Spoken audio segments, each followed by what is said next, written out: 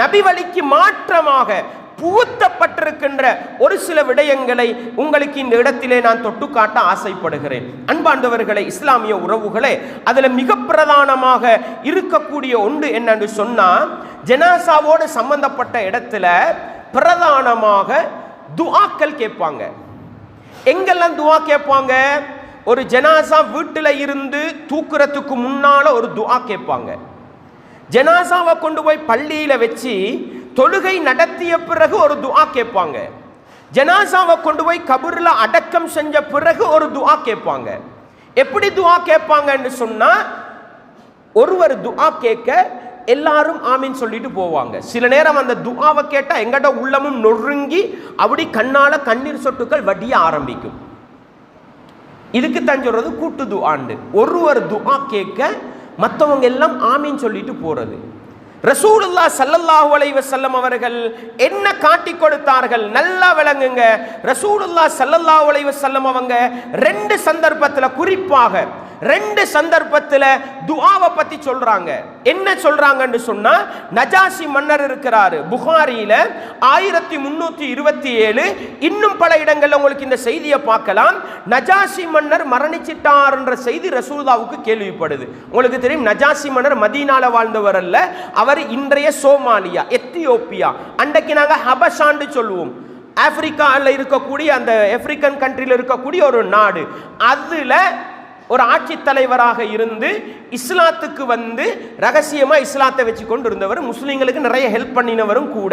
அவர் மரணித்து விட்டார் என்ற செய்தி கேள்விப்பட்ட உடனே ரசூலுல்லாஹ் ஸல்லல்லாஹு அலைஹி வஸல்லம் என்ன சொன்னாங்க? இஸ்தக்ஃபிரு லி அஹீக்கும். நல்லா விளங்கிக்கோங்க.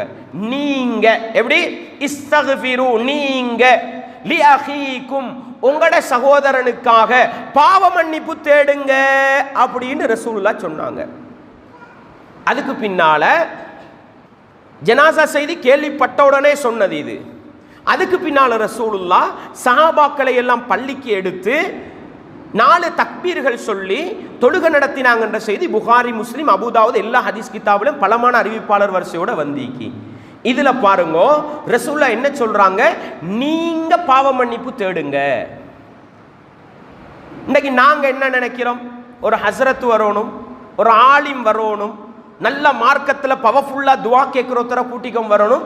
அவர் என்ன செய்யணும்? துஆ கேட்க நாங்க ஆமீன் சொல்லிட்டு போகணும். நான் கேட்கிறேன், ரசூலுல்லாஹ் ஸல்லல்லாஹு அலைஹி வஸல்லம் அவர்களை விட ஒரு நல்ல மனிதரா, ரசூலுல்லாஹ்வை விட மார்க்கத்தை தெரிந்த ஒரு மனிதரா இந்த உலகத்தில் தேட இயலுமா? ரசூலுல்லாஹ்வை விட இறையச்சம் உள்ள ஒரு மனிதரை தேட இயலுமா? ரசூலுல்லாஹ்வை விட அல்லாஹ்வுக்கு நெருக்கமான ஒரு மனிதரை தேட இயலுமா? இயலாது. இப்போ நாங்கள் என்ன நினைக்கிறோம்? எங்களுக்கெல்லாம் துஆ கேட்க தெரியா, அதனால துஆ கேட்குற ஒருத்தரை கொண்டு வச்சு துஆ கேட்குறோம். இதில் என்ன தவறிக்குதுன்னு கேட்குறோம். அட, எங்களுக்கெல்லாம் மார்க்கத்தை படித்து தந்த ரசூலுல்லாஹ் என்ன செஞ்சிருக்கணும்? சஹாபாக்களை இங்கே வாங்க, நான் துஆ கேட்குறேன், நீங்கள் ஆமீன் சொல்லிட்டு போங்க. இப்படி ஒரு நடைமுறை காட்டேலுமா? ஏலாது. எனவே ரசூலுல்லாஹ் ஸல்லல்லாஹு அலைஹி வஸல்லம் அவங்க ஜனாசா செய்தி கேள்விப்பட்ட உடனே மக்களுக்கு சொன்னது என்ன? நீங்க பாவ மன்னிப்பு தேடுங்க. அப்ப அர்த்தம் என்ன? நான் பாவ மன்னிப்பு தேடுவேன், நீங்கெல்லாம் ஆமீன் சொல்லிட்டு போங்க. இப்படி ஒரு கலாச்சாரத்தை ரசூலுல்லாஹ் காட்டி தரல, நீங்க துஆ கேளுங்க. எனவே ஜனாசாவுக்கு ஒவ்வொருவரும் என்ன செய்யணும்? துஆ கேட்கணும். அப்பத்தானே மனசால வரும். அஹ்லிசு லஹு துஆ. ஜனாசாட விஷயத்துல ரசூலுல்லாஹ் சொன்னாங்க, அஹ்லிசு, மரணித்தவருக்காக மன தூய்மையோட துஆ செய்யுங்கண்டாங்க. மன தூய்மை, இஹ்லாஸ் இருக்கணும். எனவே நான் கேட்கும் பொழுதுதான் ஏண்ட உள்ளம் கருகி கேட்பேன். நான் அழுது கேட்டால் உங்களுக்கெல்லாம் சும்மா அழுக வரும். சில நேரம் துஆ, நாங்களும் தௌபா மஜ்லிஸ்ல உட்கார்ந்தும் இருக்கிறோம், தௌபா மஜ்லிஸ் நடத்தியும் இருக்கிறோம். விளங்கிச்சா உங்களுக்கு? ரெண்டும் செஞ்சிருக்கிறோம். சில நேரம் துஆக்கு ஆமீன் சொல்லி இருப்போம், ஆமீன் சொல்லி முடிஞ்சு அவர் என்ன கேட்டாருன்னு கேட்டால் அது தெரியா, ஆனால் ஆமீன் சொல்லி அழுது அரவர் உட்கார்ந்திப்போம். உங்களோட வாழ்க்கையில் நீங்கள் தௌபா மஜ்லிஸில் உட்கார்ந்திப்பீங்க, ஹஸ்ரத் என்ன கேட்டாருன்னு தெரியாமல் ஆமீன் சொல்லிட்டு போயிருப்போம். தெரியாதா? இப்ப நான் கேட்டா என்ற உள்ளம் சொல்லும், என்ற நாவு வெளிப்படுத்தும், கண்கள் கலங்கி கண்ணீர் வடியும். யா அல்லாஹ், இந்த மனிதர பாவத்தை மன்னிச்சிரு, இந்த மனிதரை மலக்குமார் விசாரிக்கிற நேரம் நல்ல முறையில் பதில் சொல்ற நாவன்மையை கொடுத்துடு, இந்த மனிதர கபர சுவன பூஞ்சோலையா ஆக்கிரு, நரகப்படு. இப்படி கேட்டா எங்கட உள்ளமும் ஒன்றுபட, எங்கட நாவும் ஒன்றுபட, எங்கட கண்ணீரும் கலங்கினா அது இஹ்லாஸோட வர துவாவா அமையுமா இல்லையா? சில நேரம் மௌலவி சத்தம் போட்டு கேட்கறதுக்கு எதுக்கு துவா சொல்ற, நாங்க எந்த அளவுக்கு சொல்லுவோம்டா, யா அல்லாஹ் நீ இரக்கம் உள்ளவன், இவர் ஆமீன் என்ற, இது ஆமீன் சொல்ற இடமா இது? யா அல்லாஹ் நீ மன்னிக்க கூடியவன், இவர் ஆமீன் என்ற, இது துவாவே இல்லை, இது ஆமீன் சொல்ற இடமே இல்லை. ஆனா விளங்காம என்ன செய்யறது? யா அல்லாஹ் இவர் எப்படிப்பட்டவர் தெரியுமா, உலகத்துல வாழ்ந்தவரை பார்த்து இவர் எப்படிப்பட்டவர் தெரியுமா, 5 நேரமும் தொழுதார் யா அல்லாஹ் ஆமீன் என்ற, இது துவா ஆமீன் சொல்ற இடமா இது? யா அல்லாஹ் இவர் பொய் பேசவே இல்லையா அல்லாஹ், இவர் துவா கேட்கக்கூட மௌலவி கேட்பார், நாங்க ஆமீன் என்ற. அடே ஆமீன் சொல்றதுக்கு இடமீக்கி, ஆனா எங்களுக்கு என்ன துவாண்டே தெரியும், ஆமீன் சொல்லி கொண்டிருக்கிறோம். அதனால தான் ரசூலுல்லாஹ் இப்படி ஒரு கலாச்சாரத்தை காட்டி தரவே இல்லை. நீங்க துஆ கேளுங்க. இது ரசூலுல்லாஹ் ஸல்லல்லாஹு அலைஹி வஸல்லம் அவங்க மரண செய்தி கேள்விப்பட்ட உடனே முஸ்லிம்களுக்கு சொன்னது, மரணித்தவருக்காக துஆ கேளுங்கள். அதே போல நீங்க பார்க்கலாம், உஸ்மான் இப்னு அஃபான் ரலியல்லாஹு அன்ஹு சொல்லக்கூடிய செய்தி அபூ தாவூதுல, முஸ்னத் அஹ்மதுல பதிவு செய்யப்பட்டிருக்குது. அபூ தாவூதுல 3221வது இலக்க செய்தி, அறிவிப்பாளர் தொடர் சஹீஹான நம்பகமான அறிவிப்பாளர் தொடர் கொண்ட ஒரு செய்தி. என்ன?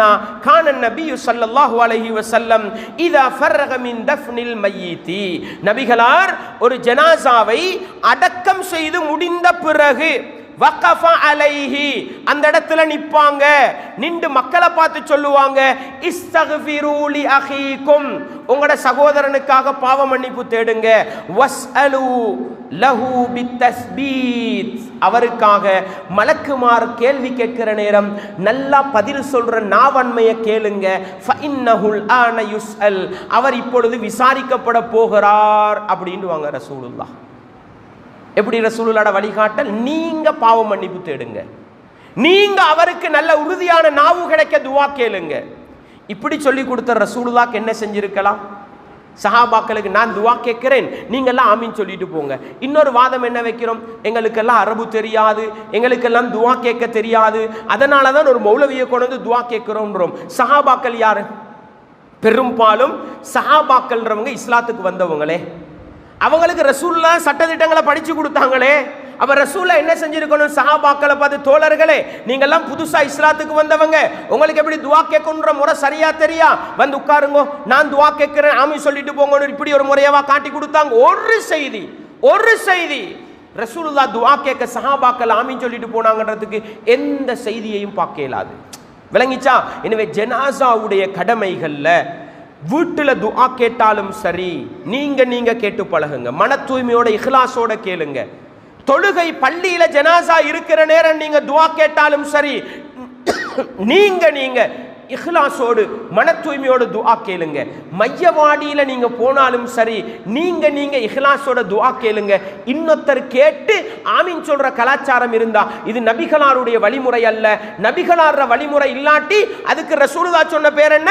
ஷர்ருல் உமூரி முஹ்தஸாத்துஹா, கர்மங்களில் மிக மோசமானது புதிதாக உருவாக்கப்பட்டது. வகுல்ல முஹ்தஸத்தின் பித்ஆ, புதிதாக உருவாக்கப்பட்ட அனைத்தும் பித்அத். இதை விளங்கிக்கங்க. அல்லாஹ் ஏற்றுக்கொள்ளாத அமல்ல பங்கு கொள்ளாதீங்க. மன் அமில அமலன் லைஸ அலைஹி அம்ருனா ஃபஹுவ ரத்துன், எங்களுடைய வழிகாட்டல் இல்லாத ஒரு அமலை யாராவது செய்தால் அது ஏற்றுக்கொள்ளப்பட மாட்டார். டைம் வேஸ்ட் பண்ணாதீங்க, தனியே போய் உங்களோட துஆவை கேட்டுட்டு உங்களோட பாட்டில் வந்து சேர்ந்துருங்க. பித்அத்தில் பங்கு கொள்ளாதீங்க.